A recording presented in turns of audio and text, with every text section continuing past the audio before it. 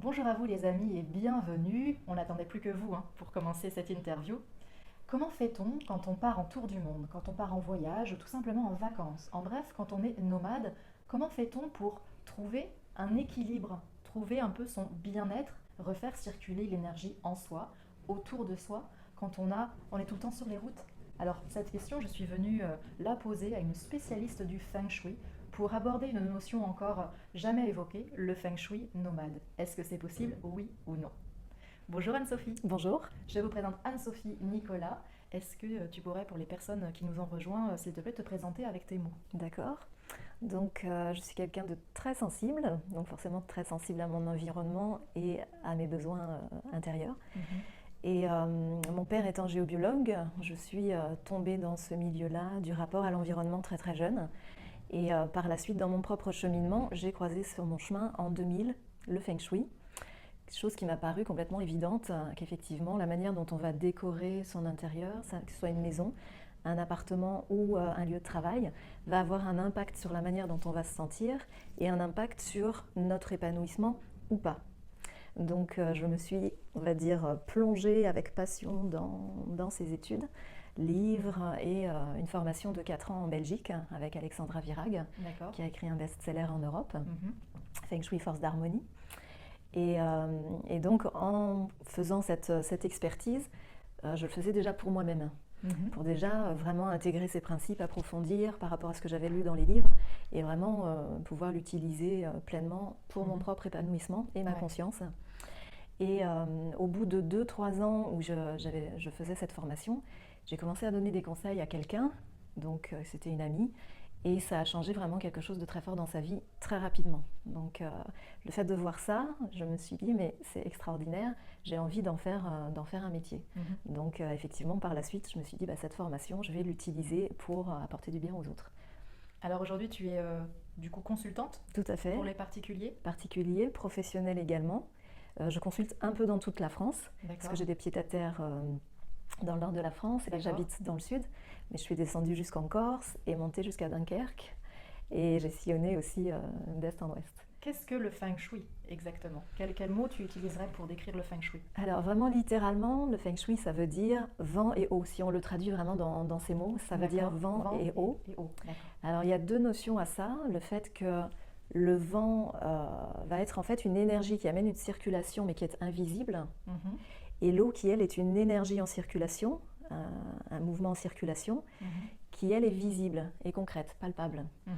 Et ça met un parallèle par rapport à ce qui se passe dans notre vie. C'est qu'on peut avoir 50% de choses qui nous arrivent grâce à des choses invisibles Mhm.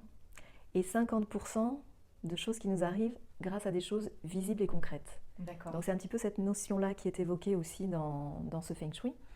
Et c'est d'une prime abord de se dire que nous sommes dans un environnement qui est vivant. Mhm. Et Ouais. c'est une manière d'apprendre à communiquer à cet environnement-là dans lequel nous vivons, dans lequel nous faisons part entière complète. Ouais. Et de savoir comment se remettre au diapason avec cet environnement vivant pour pouvoir non pas lutter contre le vent, pour vivre la vie Ouais. qu'on a à vivre, Mhm. mais au contraire être un petit peu comme une barque qui va apprendre à lever sa voile et puis se laisser guider sur justement le vent et l'eau, quoi. D'accord, c'est une très jolie définition. Quelles sont les applications du Feng Shui? Quel est le but en fait du Feng Shui?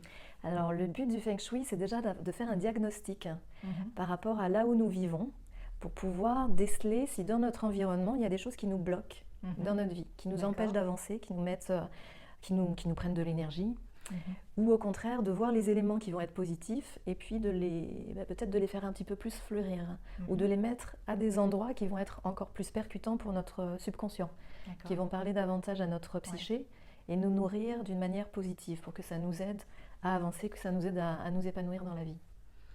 Donc Alors, le but du Feng Shui, c'est vraiment ça, c'est de retrouver à la fois son propre centre et à la fois de faire de son environnement un cocon qui va être comme une chrysalide de développement et d'épanouissement personnel. ça va être un stimulateur de potentiel en nous Tout à fait, et un éveilleur d'opportunités dans notre exactement, vie, etc. tout à fait, parce que ça, quand on met les choses à la bonne place par rapport à notre communication intérieure et avec l'univers, ça va nous ouvrir des portes.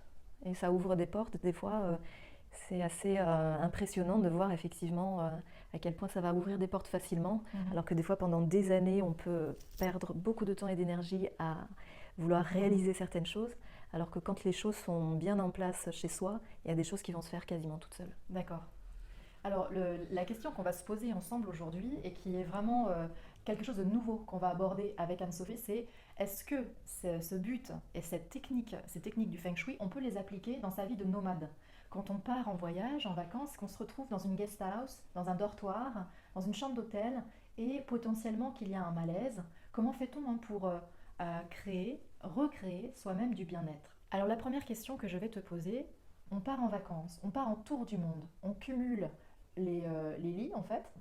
On arrive à un endroit. Comment fait-on pour recréer en fait une bulle de confort là où on est si on se sent un petit peu fatigué? Comment peut-on faire? Admettons qu'on est dans une chambre d'hôtel ou une guest house. D'accord.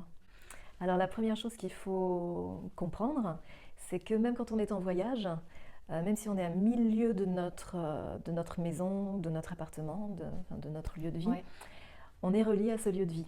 d'accord, En Feng Shui, notre lieu de vie, on appelle ça un second corps. Donc c'est vraiment, ça fait partie de notre intimité, un petit peu comme l'extension d'un membre presque. d'accord. Et de ce fait-là, on va savoir, enfin on va sentir que si le Feng Shui est bien chez nous, Mhm. on va porter ça déjà à l'intérieur de nous en voyage. Donc si D'accord. nos zones sont bien inspectées, si on a une zone d'extérieur qui va être bien inspectée, on va avoir des bons contacts avec les gens. Si notre zone projet est bien inspectée, les choses vont bien se dérouler dans l'ensemble du voyage. Mhm. Et voilà, si l'ensemble des zones vont être vraiment équilibrées, ça va nous permettre de ressentir déjà une confiance à l'intérieur et puis et que les choses se déroulent bien d'une manière générale. Après, effectivement, il y a des petites choses qu'on va pouvoir utiliser dans la chambre d'hôtel. Alors, il faut savoir qu'en Feng Shui, déjà, il y a une influence avec les directions cardinales. Donc, quelle est l'énergie de quelle direction cardinale va pénétrer par rapport à la porte d'entrée de l'hôtel où on va se trouver? Ça va donner déjà une ambiance générale sur l'énergie qui va être dans le lieu et qui va faire que soit pendant le voyage, on va se sentir plus en repli sur soi-même, comme Oui. par exemple si c'est une porte d'entrée au nord, là ça va pousser plus au recueillement, au repli sur soi-même, alors que si c'est une énergie de sud, là on va être plein feu, tout le temps dans l'activité, dans les contacts, dans les rencontres, dans les échanges, et par contre ça va pas tellement permettre le repos et la détente. D'accord. Quand tu dis la porte d'entrée de l'hôtel, donc c'est de notre chambre, ou est-ce que c'est vraiment la porte Alors, de l'hôtel en tant que tel? c'est vraiment la porte d'entrée de l'hôtel qui va donner une coloration d'ensemble D'accord. Ouais. à l'ensemble. Après, on va avoir une deuxième énergie, effectivement, avec la porte d'entrée de la chambre. Ouais. Donc, si on a une porte d'entrée sud de l'hôtel et une porte d'entrée nord dans la chambre, on peut avoir une forme d'équilibre. D'accord. Ensuite, la direction des fenêtres va aussi nous donner une indication. Alors comment tu te positionnes? Parce que si je me mets face à la porte, je vais être orientée nord par exemple. Si je tourne dos à la porte et que je me tourne vers la chambre, peut-être que je vais me mettre face au sud. Alors, on regarde toujours comme si on est à l'intérieur de la pièce ou de l'hôtel. Mhm, Donc, depuis l'intérieur, quand tu es devant ta porte de chambre, mhm. à l'intérieur de la chambre, tu regardes vers quelle direction cardinale tu es. Et je regarde donc à l'extérieur, C'est depuis ça, l'intérieur vers l'extérieur. tout à fait. D'accord. Et donc ça permettrait, en arrivant dans un lieu, je regarde l'orientation et du coup, je peux en déduire l'influence que ça va avoir Tout d'un à point de vue fait. énergétique et mettre en place tout de suite peut-être un rituel, quelque chose pour... là, on évoquait le besoin de confort et de revitalisation. Et après Exactement, mettre en place ce qu'il faut. tout à fait. D'accord. Donc, par exemple, on peut assimiler l'énergie du sud au yang, D'accord. l'énergie du nord plus au yin. Mhm. Donc, si on a effectivement un besoin de repos dans la chambre, on va mettre plus d'éléments yin, on va apporter des éléments qui vont être plus yin pour nous aider à nous détendre, à nous relâcher, à se sentir un peu plus cocoon. Ou Mhm. si c'est l'inverse, on va ramener des éléments plutôt yang. D'accord. Donc en fait, on fait le contraire C'est ça, de, pour trouver pour trouver l'équilibre l'équilibre. entre le yin et le yang. Tout à fait. D'accord. Alors, on ne veut pas forcément que l'équilibre yin-yang soit 50-50 partout. Mhm.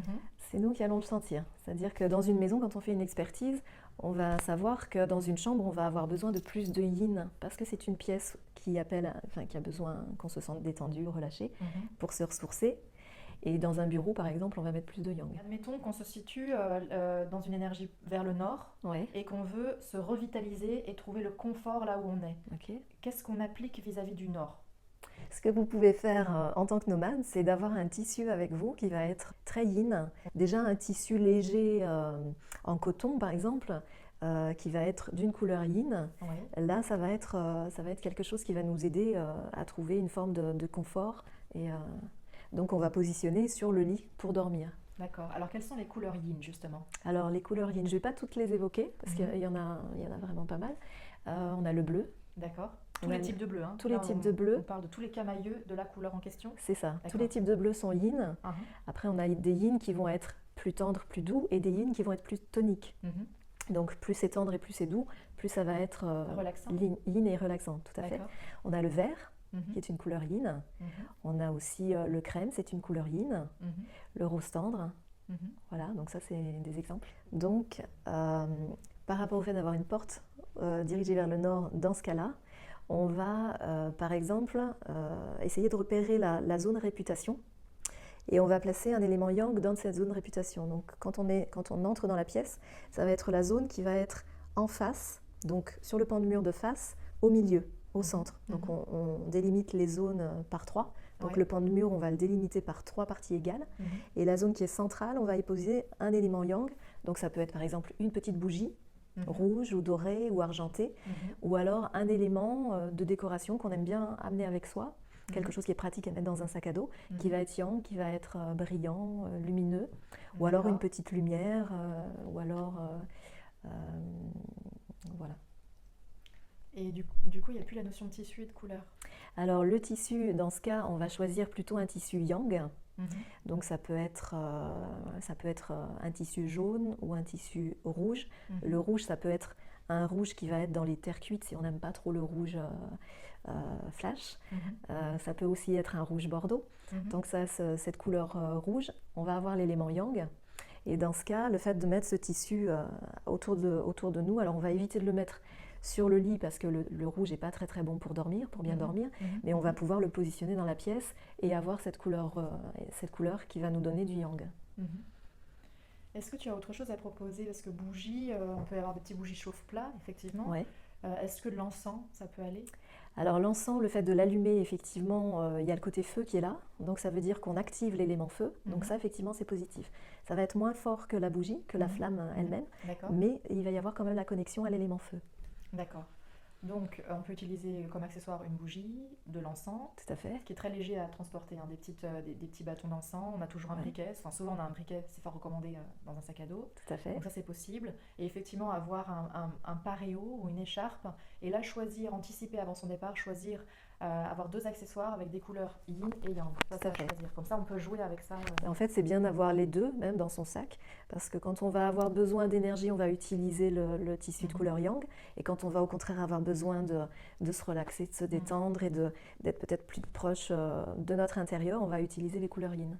Alors, tu me disais tout à l'heure une petite spécificité. Si on est orienté nord, et que dans son voyage, en fait, on est à un moment de son voyage où on a besoin de se recueillir, d'être plus dans l'intériorisation. Par contre, on ne met pas ces choses yang. Voilà, on va pas forcément essayer de contrecarrer cette énergie du nord, parce que cette énergie du nord, elle va nous amener logiquement à l'intériorisation, au repli sur soi et au recul par rapport au monde extérieur.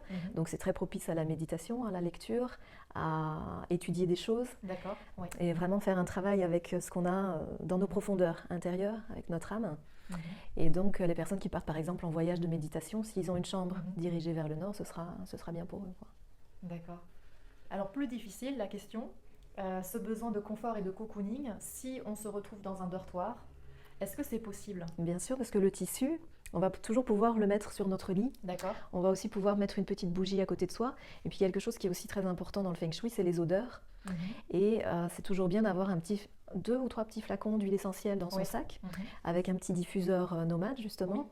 Il y en a dans les boutiques spécialisées et qui sont très légers, faciles à transporter.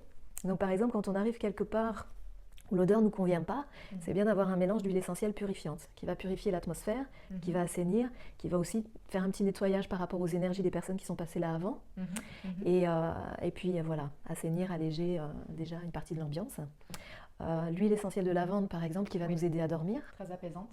Et puis on peut avoir par exemple une huile essentielle d'orange douce pour le côté cocooning, pour le côté détente et plaisir. Ce qui veut dire qu'on peut tout à fait le mettre sur son écharpe, Tout à sur son fait. paréo, sur aussi la tête d'oreiller. Tout à fait. La lavande sur la tête d'oreiller. Ouais. Et donc l'odeur contribue À cet à apporter ce apaisement confort. et ce confort, tout à fait. D'accord. Donc du coup, j'en déduis que c'est pareil aussi quand on dort en train-couchette, dans Exactement. les bus, les trains. Donc on peut avoir aussi le petit diffuseur. Des fois, on a des petites pierres comme ça Ouais. sur lesquelles on met quelques gouttes d'huile essentielle. Mhm. Et on va pouvoir le positionner sur la table de chevet ou à côté de soi, ou, voilà, pour l'avoir à proximité. Est-ce que l'orientation compte quand on est en dortoir? Tout à fait. Alors L'orientation l'orientation, cardinale. ouais. Quand on dort, en fait, vers là où est dirigée notre tête, Mhm. ça va avoir un impact, hein, puisque ce sont des énergies qui vont nous traverser. Donc Mhm. si on a la tête dirigée vers le nord, c'est l'énergie du nord qui va nous traverser. Mhm.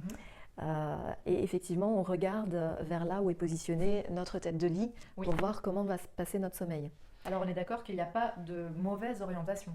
Alors, il y a des orientations qui vont être dérangeantes pour certaines personnes Oui. et d'autres qui vont être plus positives ou qui vont moins perturber d'autres types de personnes. D'accord. Mais il y a quand même des généralités. D'accord. Donc, par exemple, c'est vrai que le fait d'avoir la tête au nord, c'est une chose qui nous permet de rester ancrés les pieds sur terre, que si on a la tête à l'ouest, c'est comme son nom l'indique, ça pousse à avoir la tête à l'ouest. D'accord. Donc c'est quelque chose qui nous met un petit peu plus entre deux eaux et Ouais. voilà, qui nous aide pas à garder la tête sur les épaules. Mhm. Quand on a la tête vers le sud, c'est une énergie donc de feu, Ah, une énergie très activante. Donc Mhm. ça peut perturber le sommeil effectivement et Mhm. avoir un sommeil agité. D'accord. La tête vers l'est, c'est quelque chose qui reste positif parce que c'est des énergies ascendantes avec le lever du soleil. Oui. Donc ce sont des énergies de renouveau, qui donnent un essor, etc., qui sont plutôt positives. Donc si on a la tête à l'est ou vers le nord ou entre le nord et l'est, d'une manière générale, pour le feng shui, c'est quelque chose de plutôt positif. Oui. En tout cas pour la notion de l'énergie du confort et du cocooning. Pas seulement. Même quand on a besoin d'avoir de l'énergie, ces deux directions cardinales, Ce sont les meilleurs. voilà. Parce qu'en fait, le repos, Mhm. c'est du yin total. Et en fait, on va retrouver, c'est-à-dire qu'on va aller chercher notre yang dans le yin. D'accord. C'est-à-dire que pour Mhm. avoir l'équilibre entre le yin et le yang, il faut comprendre comment ça fonctionne. C'est-à-dire que c'est vraiment un jeu de relations comme ça, équilibrées entre l'un et C'est l'autre. un balancier en fait. Voilà. C'est-à-dire que des fois, au plus on va aller vers le yin, au plus ça va nous repropulser vers le yang. D'accord. Ça, Et au c'est- plus on va aller vers le yang, et au plus ça va nous repousser vers le yin. Mhm. D'accord. Donc si on a vraiment un bon sommeil, effectivement ce côté yin et ce côté ressourcement, où notre corps va pouvoir vraiment complètement se détendre et complètement lâcher ce qu'il a à lâcher, à ce moment-là, le matin, on aura plus d'énergie pour faire ce qu'on a à faire la journée. Et si on est orienté du coup vers le sud? Alors le sud, c'est pour beaucoup de personnes une énergie qui va être très activante, très... Et donc surexcitante. Voilà, Ouais. tout à fait. Ça peut être surexcitant pour certaines personnes et donc ça peut perturber le sommeil, ça peut faire qu'on ait des insomnies, qu'on se réveille souvent la nuit, Oui. etc. Oui. Après, il y a d'autres choses qui rentrent en ligne de compte dans le sommeil, c'est toutes les choses dans le mobilier qui vont être autour de la tête de lit, qui peuvent envoyer des ondes plus ou moins positives vers notre tête. Effectivement, en Feng Shui, on regarde à ce que tout ça soit bien aspecté pour que notre sommeil soit aussi plus zen. D'accord, alors ça en voyage on pourra pas, et puis dans les dortoirs souvent, Alors on peut regarder. On peut regarder dans les voyages, par exemple dans les chambres d'hôtel, on va faire attention. Par exemple, une chose toute simple, ça va être la forme de la table de chevet qui va être à côté de nous. Si la table de chevet a un angle acéré, ou alors une pointe en angle, dans l'angle de la table de chevet, et que c'est dirigé vers notre tête, dans ce cas-là, il va falloir mettre un tissu sur cet angle pour pouvoir éviter cette onde qui va être perturbatrice. Oui. D'accord. Est-ce qu'une prise électrique est un souci? Alors c'est un souci par rapport aux ondes électromagnétiques, effectivement. Malheureusement, quand on est en dortoir, souvent on a notre petite lumière personnelle et puis notre prise électrique qui est près de nous en fait, près de la Tout à tête fait. souvent, d'ailleurs. Alors pour ma part, je diffuse des kits en fait qui modifient la fréquence des ondes électromagnétiques et ce sont des petites pastilles en céramique qu'on va pouvoir avoir dans son sac pour D'accord. poser soit sur les prises électriques, soit autour du lit pour pouvoir protéger notre sommeil des ondes électromagnétiques. D'accord. Alors ma deuxième question, Anne-Sophie, du coup, on se retrouve en voyage, dans un dortoir, une guest house, et là, gros coup de blues, on se sent pas bien, on se dit mais qu'est-ce que je fais là, c'est glauque, c'est lugubre, on se sent pas bien, la famille nous manque, les amis. C'est un moment qui arrive toujours quand on est loin de chez soi. Qu'est-ce que tu suggères pour apaiser cela? Alors par exemple, on va pouvoir mettre une photo de nos amis et de notre famille, donc ça peut être une photo Ouais. des amis, une photo de la famille, dans une zone qu'on appelle aide extérieure, donc D'accord. dans une chambre d'hôtel. On va la repérer par rapport à la porte d'entrée. Quand on entre dans la chambre, Ouais. c'est la zone qui va faire l'angle, qui va être à droite de la porte d'entrée. Donc sur le même pan de mur de la porte d'entrée, on va trouver cette zone vraiment dans l'angle. Et à ce moment-là, on va positionner les photos en vue de notre famille et de nos amis.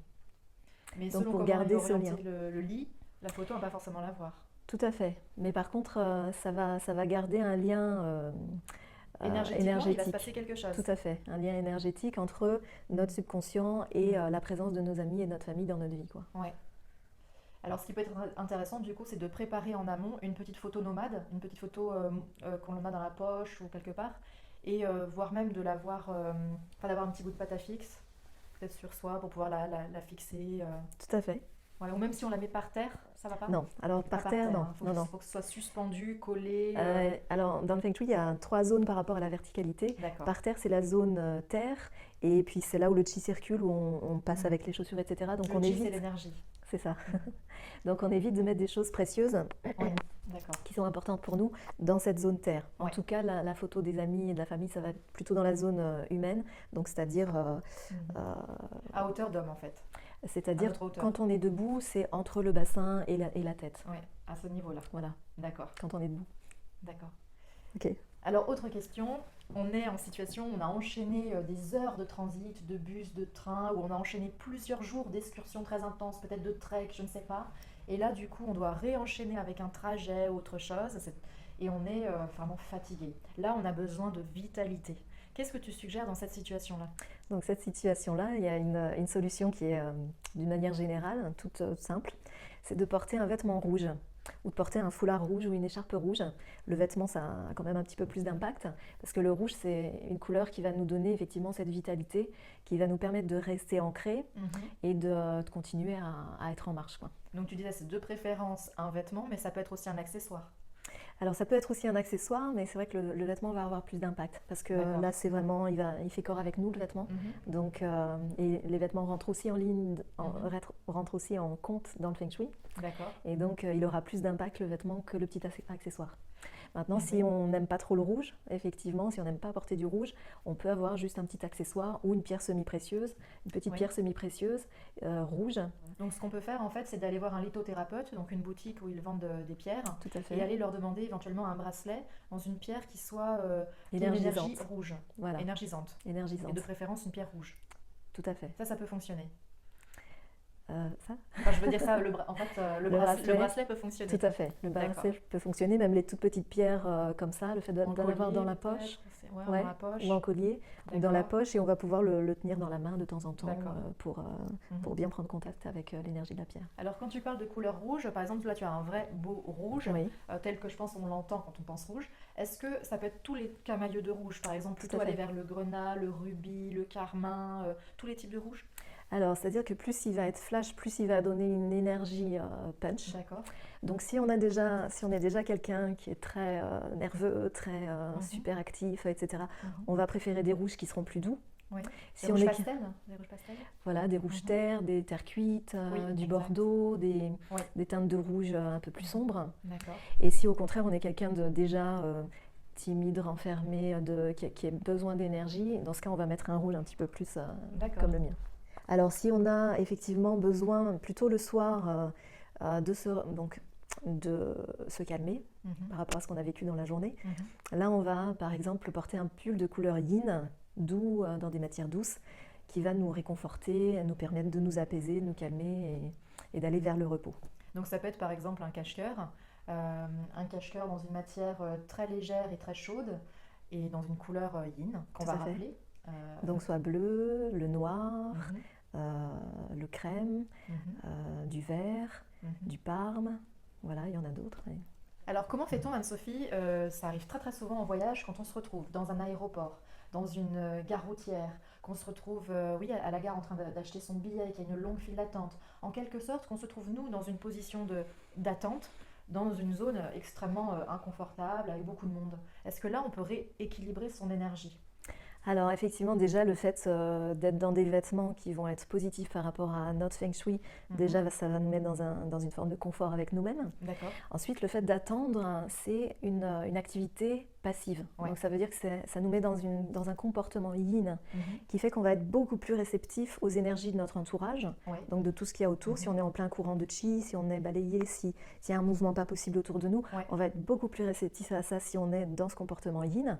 Donc Mhm. au contraire, le fait par exemple, si on a des sudoku dans son sac, ou Oui. si on a un petit bouquin, ou si on a quelque chose sur lequel on va concentrer notre mental Ouais. et nous mettre donc dans une activité yang, Mhm. le fait de nous mettre dans un comportement yang va faire qu'on va être beaucoup plus hermétique par rapport à ces énergies entre guillemets négatives de l'entourage.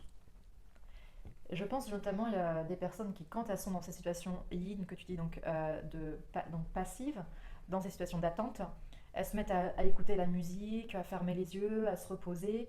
Est-ce que ça fonctionne? Et pourtant, est-ce que tu penses que d'un point de vue énergétique, c'est bien ou pas? Alors la musique c'est pareil, on a des musiques qui sont yang, des musiques qui sont Ouais. yin. Donc si la personne a besoin d'énergie, qu'elle écoute une musique qui est yang, effectivement ça va la permettre de faire un équilibre ou pas. Mhm. Voilà, D'accord, donc c'est une question après de ressenti, tout de à bien fait, choisir ce dont on a besoin sur l'instant. c'est ça. Mais idéalement, quand on est soi-même passif dans une zone de grande activité autour de soi, l'idée c'est de se mettre En activité, dans le soi-même. mouvement, de ne pas rester les bras ballants à rien faire Mm. et puis comme une éponge à absorber l'environnement, quoi. Mhm. Alors après, je pense à quelque chose qui pourrait être une contradiction. Par exemple, c'est quand on se pose à la terrasse d'un café et que là, par contre, on aime bien souvent faire ça, observer le monde qui nous entoure et l'activité, Mhm. et être observateur. Alors là, ça va rentrer dans ce qu'on appelle en Feng Shui la maîtrise de l'espace.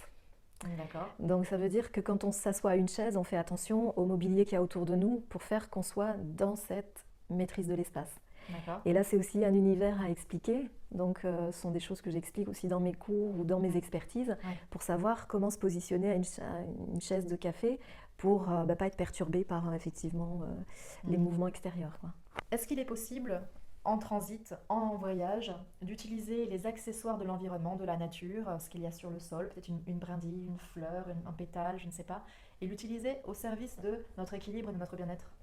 Alors déjà, le fait de collecter des choses dans notre voyage, ça va emporter avec cet objet une partie de ce qu'on a vécu.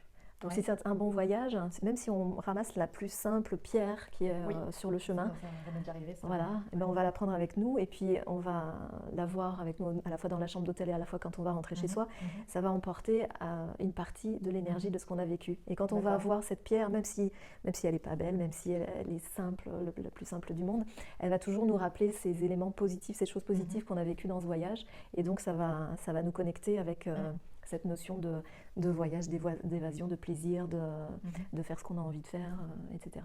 Est-ce que du coup, Anne-Sophie, toi, tu voyages également. Est-ce que maintenant tu réussis à appliquer ces principes Feng Shui pour toi-même? Est-ce que tu peux nous raconter des exemples? Donc effectivement, donc comme ça fait une quinzaine d'années que je fais le Feng Shui et que j'ai mis du temps à mettre en place certaines choses, à comprendre certaines choses et en voir les répercussions dans ma vie, mais au fil du temps, je me suis rendu compte que mes voyages se passaient de mieux en mieux, que c'était de plus en plus fluide, qu'effectivement j'arrivais à équilibrer ce côté yin-yang et que les rencontres avec les gens se passaient de mieux en mieux. Ah oui, d'accord. Et par exemple, donc, j'ai une expérience qui est pour moi très, très marquante, puisque je suis allée 4 fois au Pérou pour un séminaire chamanique qui a duré 21 jours. D'accord. On était logés donc, dans un centre totalement en pleine nature, écologique, avec les toilettes compost, etc. Et donc les chambres étaient faites avec, au mur, c'était de la terre brute avec de la paille, etc. Et donc pour moi, la première année, j'y suis allée comme ça avec ce que j'avais.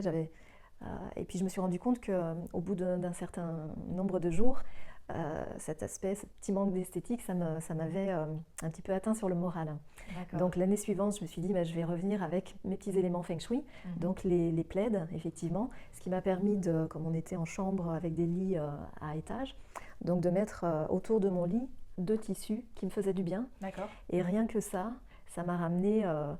Ça m'a donné vraiment mon petit cocoon à moi, quoi, avec ces couleurs que j'aimais, ces couleurs yin qui m'ont apaisée effectivement pour dormir, où je me sentais entourée et voilà, cocooner pour dormir et me reposer. D'accord. Et que j'ai mis aussi sur les étagères pour couvrir mes vêtements, pour pas avoir tout le temps la vue sur une tonne de vêtements et une tonne de différentes couleurs. Et donc déjà, rien que ça, effectivement, ça avait vraiment changé l'atmosphère de mon voyage. Je me suis rendu compte que l'impact de ma zone aide extérieure bien aspectée chez moi, dans mon appartement, avait un impact sur la fluidité de mes contacts avec les gens que je rencontre dans les voyages. Alors du coup, si on a envie d'aller un petit peu plus loin, pour connaître pour soi quelles sont les couleurs qui sont idéales, parce qu'en fait, on peut aller beaucoup plus loin si on a envie de donner une intention à notre voyage, donc d'attirer les opportunités, d'attirer, j'allais dire la chance, mais c'est un petit peu trop extrême, attirer le positif et de rayonner encore davantage. On peut jouer sur les matières de ces vêtements, on peut jouer sur les couleurs, tu me disais. Sur les formes aussi. Sur les formes. Donc du coup, on peut aller beaucoup plus loin. Et c'est ce que tu fais comme accompagnement notamment. Tout à fait, ouais. C'est aussi une partie de... Parce que dans ma formation, il y avait aussi ce côté, effectivement, les vêtements, comment on les utilise par rapport au Feng Shui. Et donc c'est aussi quelque chose que je donne en cours ou que je peux expliquer aussi en expertise. Très bien.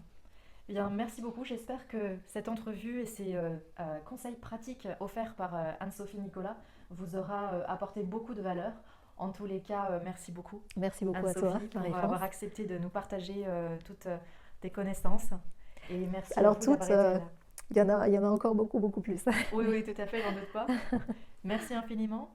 Merci à vous. Merci à vous pour votre écoute. Et puis à très bientôt. Et très bon voyage. À bientôt.